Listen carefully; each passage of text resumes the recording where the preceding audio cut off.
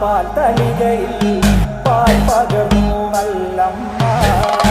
പൊന്മകൻ മകൾക്കും കൊടുക്കാൻ ഉടൻ ചെല്ലുമ്പോൾ താഴ്പാലിര നിരത്തു ഞാൻ പച്ചപ്പാ